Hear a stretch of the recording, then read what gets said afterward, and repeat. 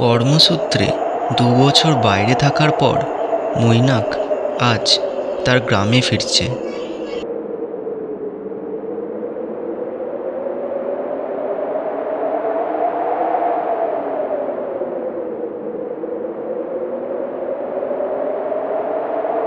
পথ চলতে চলতে মৈনাক গ্রামের পুরনো শিব মন্দির দেখতে পেল। মৈনাক ভাবল শিব মন্দিরের রাস্তাটা ধরলে অনেকটা তাড়াতাড়ি তার বাড়ি পৌঁছানো যাবে। পথে আবার খেয়া পার করতে হবে তাকে, তাই সে শিব মন্দিরের রাস্তাটাই ধরল। এই শিব মন্দিরটি বহু বছর আগে এই গ্রামের জমিদাররা প্রতিষ্ঠা করেছিল। এখন এর অবস্থা ভগ্নপ্রায়, কেউই দেখভাল করার মতো নেই। পথে যেতে যেতে মৈনাকের হরিনাথ খুড়োর সঙ্গে দেখা হলো। হরিনাথ খুড়ো তাকে তার কুশল সংবাদ জিজ্ঞাসা করলেন। বাবা মৈনাক, অনেক দিন পর তোমাকে আবার এই গ্রামে দেখছি, কেমন আছো তুমি? আমি ভালো আছি খুড়ো, এই আজকে গ্রামে ফিরেছি, এখন বাড়ির দিকেই যাচ্ছি। এই বলে মৈনাক হাঁটা শুরু করলো। মৈনাক খেয়াঘাটের সামনে এসে দাঁড়ালো। দূরের দৃশ্য তাকে মুগ্ধ করল, কিন্তু সে কোনো নৌকা দেখতে পেল না। মৈনাক ভাবল বোধহয় বর্ষার জন্য এখন মাঝিরা যাত্রী পারাপার করাচ্ছে না, তাই সে এদিক ওদিক তাকাতে লাগলো। অনেকক্ষণ ধরে খেয়াঘাটে দাঁড়ানোর পরে মৈনাক দেখল গঙ্গাধর কাকা তার ডিঙি নৌকা নিয়ে এদিকেই এগিয়ে আসছে।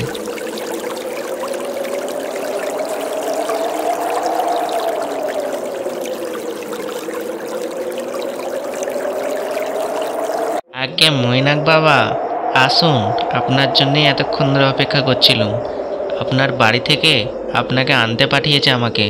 নিন, উঠে পড়ুন আমার ডিঙিতে। গঙ্গাধরের কথা মতো মৈনাক ডিঙিতে উঠে পড়ল। মেঘলা দিনে গঙ্গাধর কাকার ডিঙি নৌকায় যেতে যেতে নদী তীরের বালুচড়া সত্যিই অপূর্ব লাগছিল।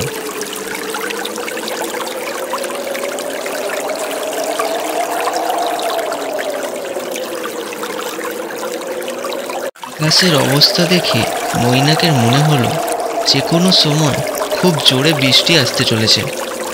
গ্রামের দিকে যারা থাকে এই সময় প্রকৃতির যে অপরূপ সৌন্দর্য তা তারা বেশ ভালোভাবেই উপলব্ধি করতে পারে, কিন্তু শহরে যারা থাকে তাদের এইসব দেখার কোনো আগ্রহই থাকে না। মৈনাক শুনতে পেল নদীর পাড় থেকে শিয়ালের দল চিৎকার করছে।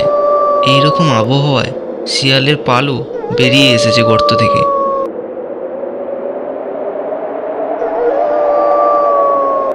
করে যেতে যেতে হঠাৎ মৈনাকের নজর পড়ল নদীর তীরের দিকে।